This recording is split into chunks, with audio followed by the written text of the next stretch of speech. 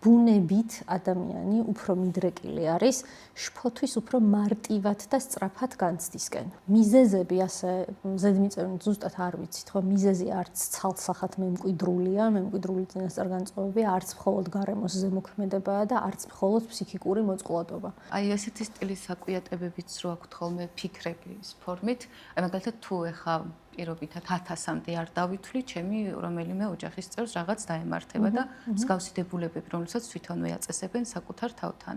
გასათვალისწინებელი არის ის, რომ ძალიან ხშირად ობსესიურ კომპულსიურ აშლილობას აიგივებენ მხოლოდ აი ამ უცაბედად შემოჭრილ აზრთან.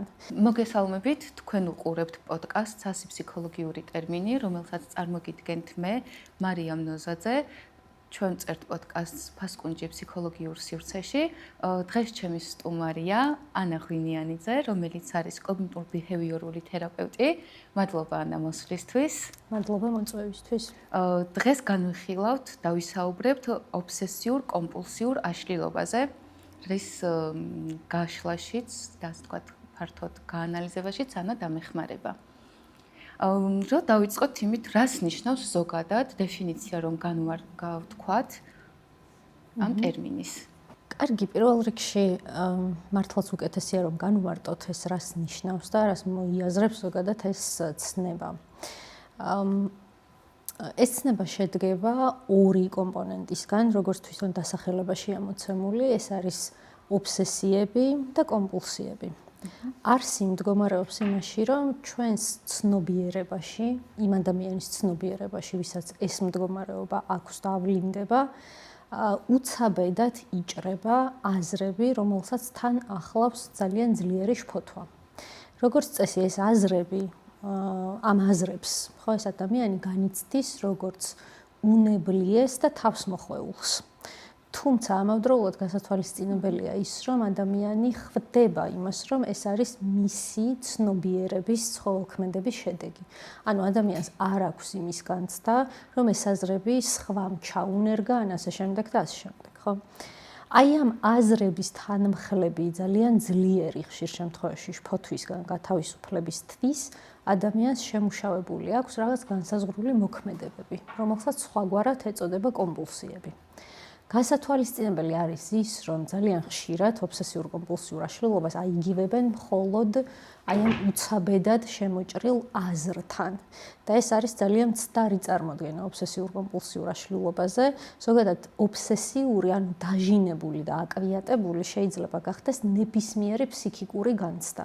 ეს შეიძლება იყოს სხეულებრივი შეგრძნების აკვიატება, ეს შეიძლება იყოს რაღაც განსაზღვრული გამოსახულების აკვიატება სხვათა შორის და ხშირ შემთხვევაში ადამიანები, რომელთაც ეს მდგომარეობა ავლინდებათ, აღნიშნავენ, რომ მათ ცნობიერებაში არა მხოლოდ აზრი იჭრება, არამედ იჭრება ძალიან უსიამოვნო, მტანჯველი, ასე ვთქვათ, შინაარსის აღმწერი გამოსახულებები. ისევე როგორც შეიძლება ადამიანს აეკვიატოს განსაზღვრული ლტოლვა სხვათა შორის, ხო, ანუ ისეთი ლტოლვა, რომელიც მისთვის პიროვნულად მიუღებელია და ძალიან ეწინააღმდეგება მის პიროვნებას და მის ღირებულებებს. ზოგადად აი რომ შევაჯამოთ, ხო, ეს ობსესიურ კომპულსიური აშლილობა არის მდგომარეობა, რომელშიც გვხვდება რაღაც აკვიატებული ფსიქიკური განცდა, რომელიც ინდივიდისთვის არის უკიდურესად მტანჯველი და ხშირ შემთხვევაში ეს ტანჯვა აღინიშნება შფოთვით, ვლინდება შფოთვით და ჩვენ გვაქვს რიტუალები, რომელიც სხვათა შორის არა მხოლოდ თვალსაჩინო მოქმედებებია, აი ობსესიურ კომპულსიურ აშლილობას ხშირად აიგივებენ ხელების დაბანასთან. და ეს მარტივია, იმიტომ რომ ყველაზე თვალსაჩინო მართლაც ეს არის, ხო, როდესაც დაბინძურების აკვიატებული, დაბინძურებასთან დაკავშირებული ძლიერი ღელვა არის, მაგრამ ამავდროულად არსებობს გონებაში შესრულებული რიტუალები, რომელიც ირგვლივ მყოფებისთვის თვალსაჩინო საერთოდ არ არის. ეს ალბათ ზოგი გულში რომ ლოცულობს, ზოგი ითვლის და გამოვლინებაში შეუმჩნეველი ხდება, ხო? ზუსტად. ვის ემართება უფრო, აი მაგალითად უფრო მოზარდებს, ბავშვებს, დასრულებს, სქესიც თუ განსაზღვრავს? კარგი კითხვა არის, ანუ ადრე ვარაუდობდნენ, რომ ძალიან ძლიერი მემკვიდრული დატვირთვა ჰქონდა ამ ობსესიურ კომპულსიურ აშლილობას. ეხლა ბოლოდროინდელი კვლევები სიმართლე გითხრა, მაინც და მაინც არ ადასტურებს, რომ მაინც და მაინც განსაზღვრული და ესეთი განსაკუთრებული რაღაც გენეტიკური მიდრეკილებები განაპირობებს აი ამ მდგომარეობას, მაგრამ არსებობს ერთი მიდრეკილება, რომელსაც ადრე ეწოდებოდა ნევროტიზმი, ხო და დღესდღეობით შეგვიძლია განვსაზღვროთ როგორც ადამიანის ბუნებით ადამიანი უფრო მიდრეკილი არის შფოთვის უფრო მარტივად და სწრაფად განცდისკენ. ხო, ეს ნიშნავს იმას, რომ ამ ადამიანებში უფრო მარტივად აღმოცენდება ზოგადად საფრთხის განცდა, მარტივად ეუფლებათ ხოლმე, ხო? ივარაუდება, რომ ზოგადად შფოთვის განცდისკენ მიდრეკილ ადამიანებში ვლინდება მათ შორის ერთ-ერთი ნაირსახეობა არის ობსესიურ-კომპულსიური აშლილობა, ისეთი მდგომარეობები, სადაც შფოთვა არის წამყვანი ემოცია.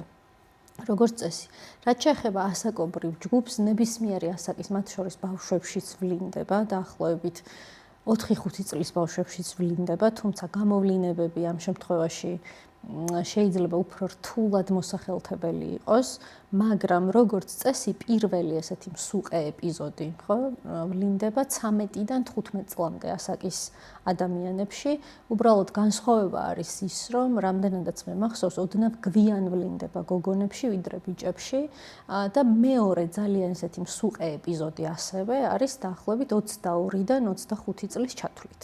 და შემდეგ როგორც წესი ეს ჩივილები შეიძლება ამოიწუროს ნაწილობრივ, შეიძლება იყოს რაღაც ნარჩენი მდგომარეობები, ასე ვთქვათ, ამ მდგომარეობის და ზოგიერთი ადამიანი ამოწურავს სრულად. თუმცა გასათვალისწინებელი არის ის, რომ როგორც კი, ასე ვთქვათ, ცხოვრებაში მათზე ზემოქმედებს ესეთი ძლიერი დამძაბველი და მტანჯველი რაღაც გარემოებების ერთობლიობა, ხო, შეიძლება გაიღვიძოს აი ამ მიდრეკილებამ, ხო, აი მაგალითად ძალიან ისეთ დონეზე, ეს აღარ არის შეიძლება ფსიქიკური აშლილობის ტოლფასი მდგომარეობა, მაგრამ გაიღვიძოს, იცი როგორ დონეზე, აი მაგალითად უფრო ხშირად გადაამოწმოს რაღაცეები, მაგრამ ეს აღარ იყოს აუცილებლად ისეთი მტანჯველი და იმგვარად ინტენსიური და დაჟინებული, როგორც არის ობსესიურ-კომპულსიური აშლილობა.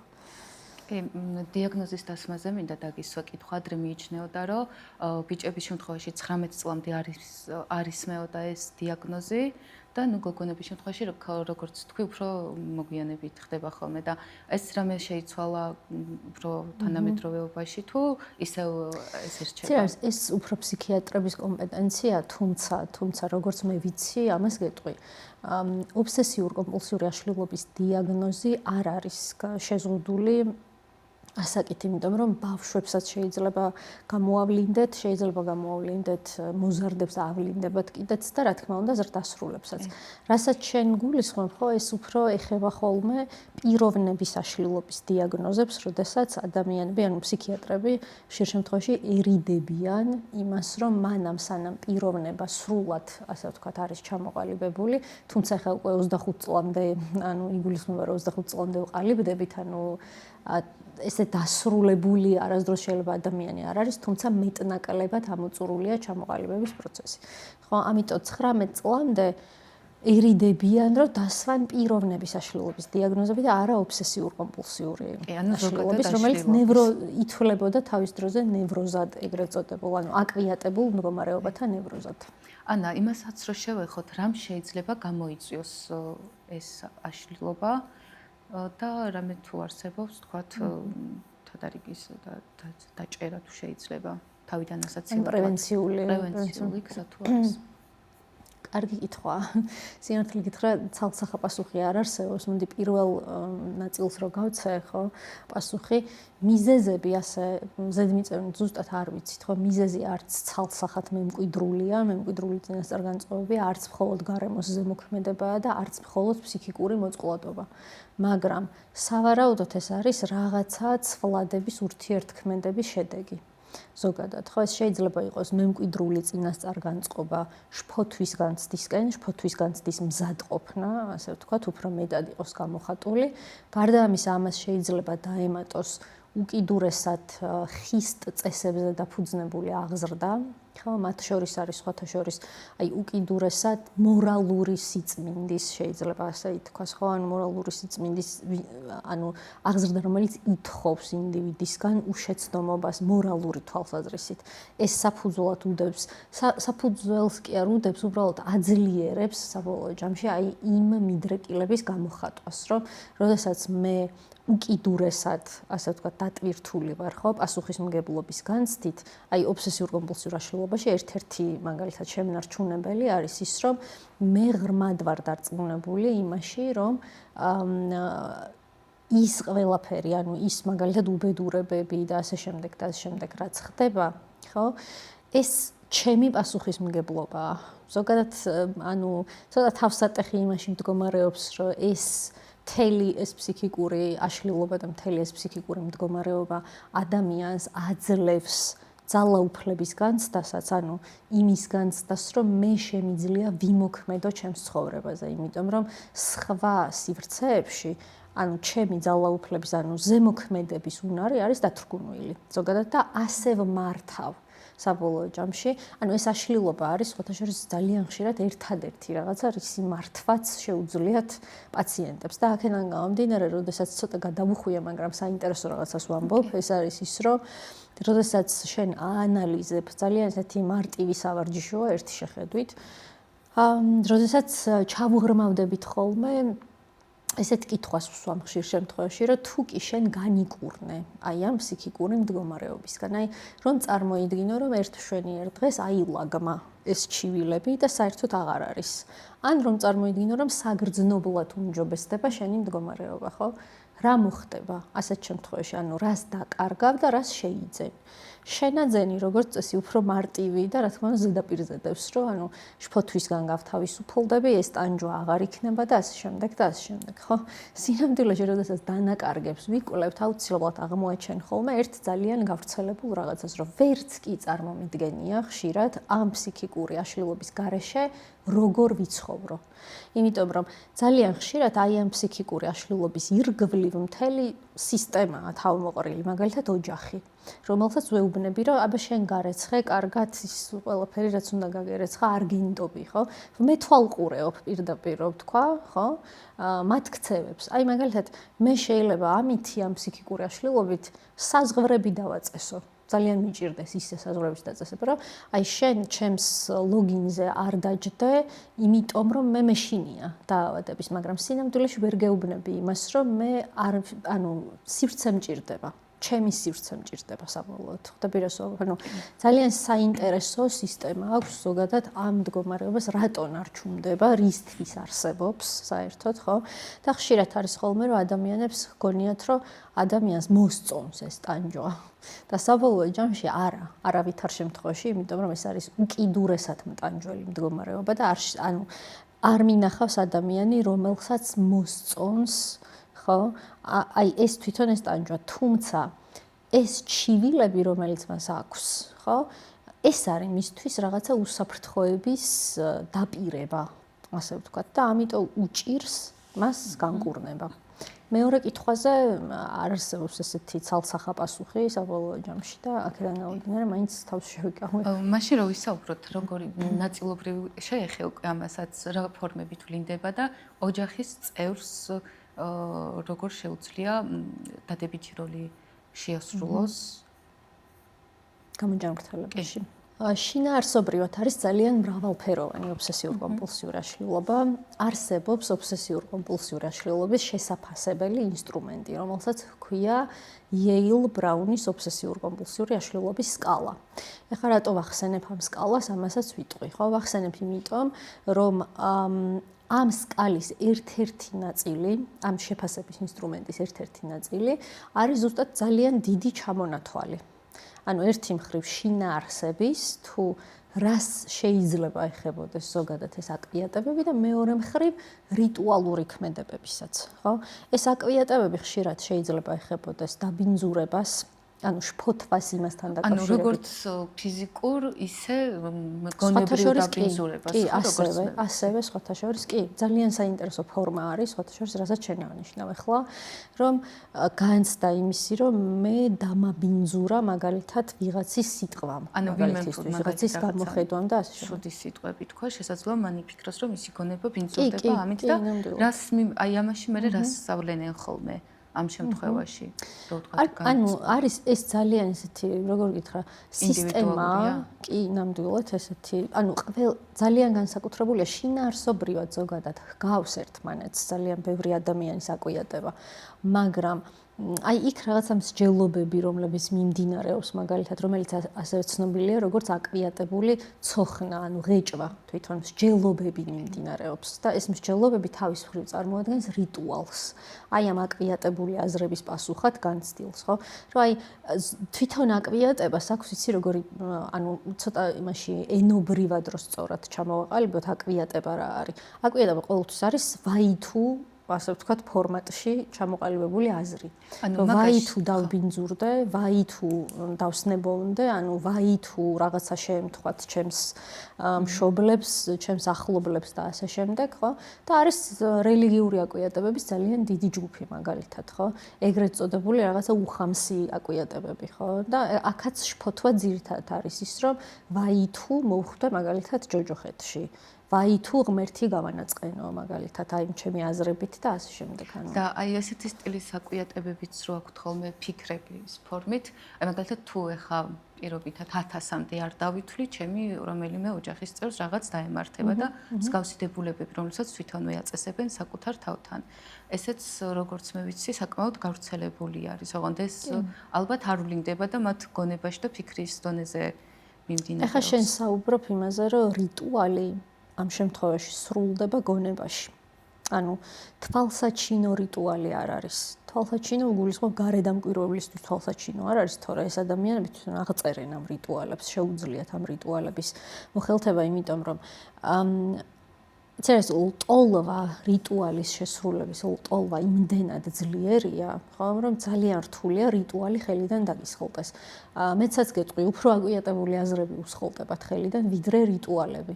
ანუ ზოგჯერ უფრო რთულია აკვიატებული აზრის, ანუ იმ აზრის, რომლის პასუხადაც სრულდება ეს რიტუალები.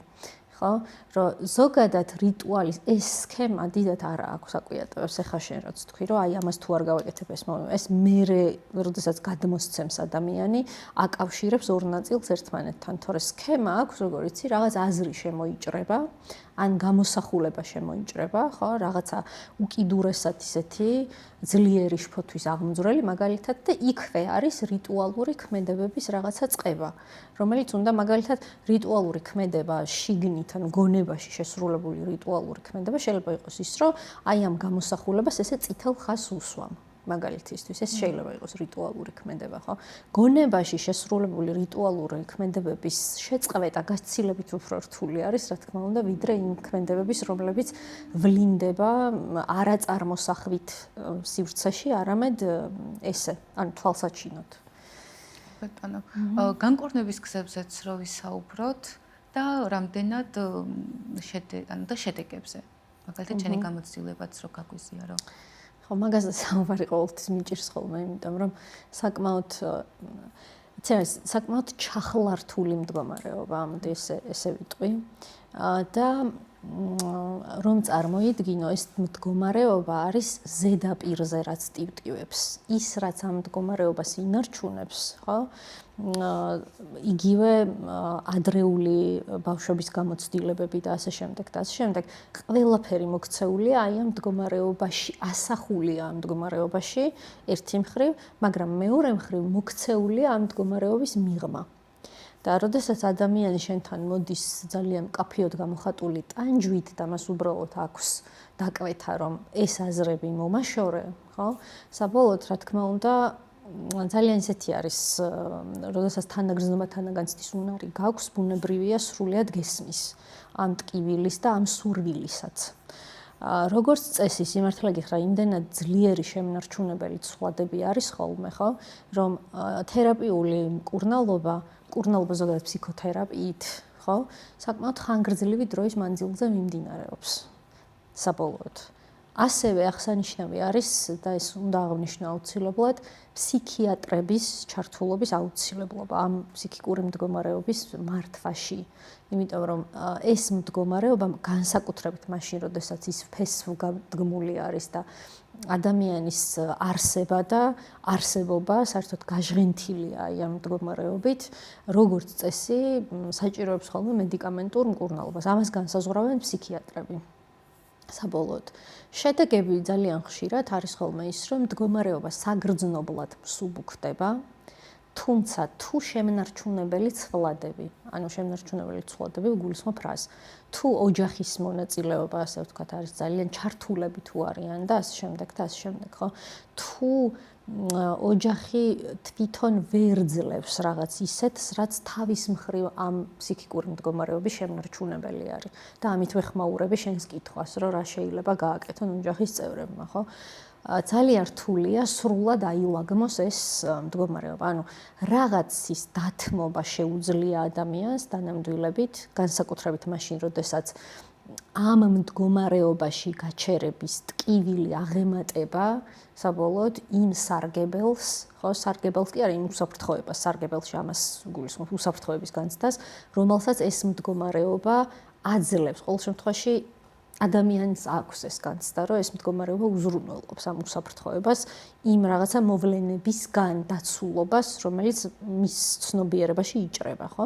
მაშინ ადამიანი იღებს იმ გადაწყვეტილებას, რომ იცი, სჯობს ეს ტანჯვა დავთმო, იმიტომ რომ ეს ტანჯვა უკვე ძალიან აუტანელია.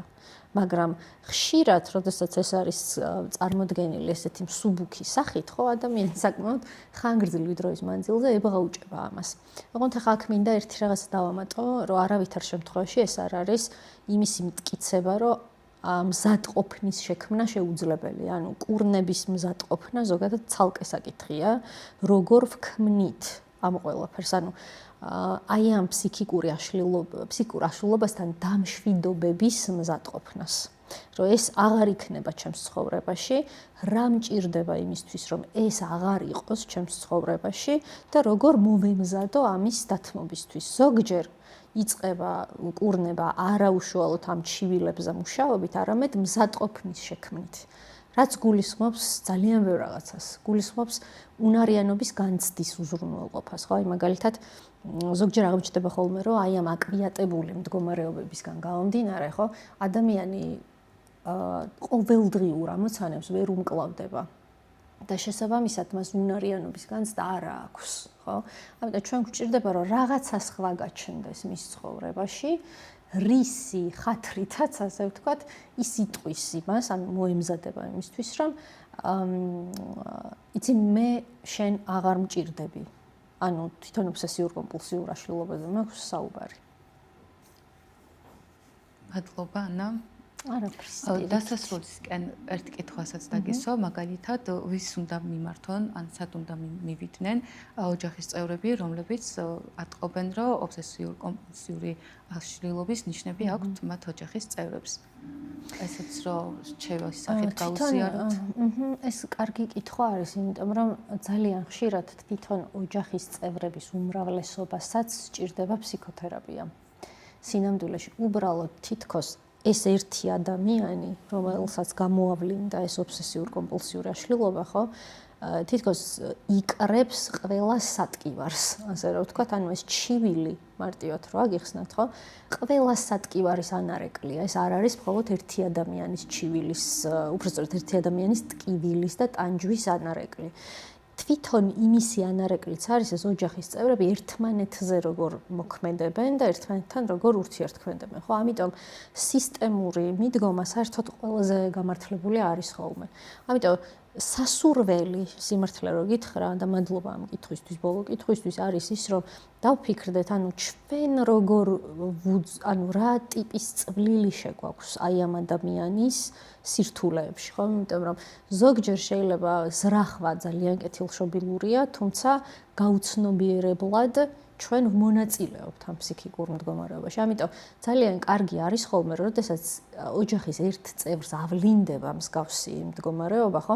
მთელი ოჯახი დაფიქრდეს. რა თქმა უნდა, ეს არის ფუფუნება, მე მესმის ძალიან კარგად. თუმცა ყველაზე საუკეთესო შემთხვევაში, ხო, არის ის, რომ ოჯახის წევრებიც დაფიქრდნენ, ანუ მე როგორ რა იქნებ შემაქვს წვლილი იმაში, რომ ამ ადამიანის მდგომარეობა ესე ღვივდება და განმტკიცდება, ხო? და ნაცვლად იმისა, რომ დათმოს ადამიანმა ეს მდგომარეობა პირიქით რატომღაც ინარჩუნებს, ხო? ეს ერთი და მეორე, აქ ორი სპეციალისტის მონაწილეობა აბსოლუტურად ესეთია, ანუ აუცილებელია, ხო? ერთი არის ფსიქიატრი, რომელიც აფასებს ამ ფსიქიკური ჩივილების და მდგომარეობის როგორც სიმწვავეს, ასევე სხვათა შორის საფუძველსაც, ხო, ანუ რისგან გამომდინარეობს ეს მდგომარეობა და ნიშნავს შეცდომის მედიკამენტურ მკურნალობას, თუმცა ფსიქიატრების ამოცანა ამავდროულად არის ხოლმე მიმდინარეობაზე დაკვირვება, რა თქმა უნდა, ანუ როგორ ვითარდება კონკრეტული ადამიანის მდგომარეობა და ფსიქოთერაპევტები, რომლებიც უშუალოდ სპეციალიზებული არიან ამ ფსიქიკური აშლილობის მკურნალობაში. ამ ორ სპეციალისტს შორის თანამშრომლობა არის გადამწყვეტი მნიშვნელობის პირდაპირ რომ გითხრათ, იმიტომ რომ ურთიერთშემავსებლები არიან ხოლმე, როგორც წესი ფსიქიატრი ფსიქოთერაპევტისთვის და ფსიქოთერაპევტი პირიქით. ანუ ეს ორი სულ მცირე, ასე ვთქვათ, ეს ორი ჩართული უნდა იყოს აუცილებლად განკურნებისთვის. მადლობა ანა სტუმრობისთვის და ამოწრავი პასუხებისთვის. მე გემშვიდობებით, შემდეგ ეპიზოდში შევხვდებით ახალ სტუმართან ერთად. კომენტარებში დაგვიწერეთ თქვენთვის სასურველი ტერმინები, რომლებიც გინდათ რომ განვიხილოთ. ნახვამდის.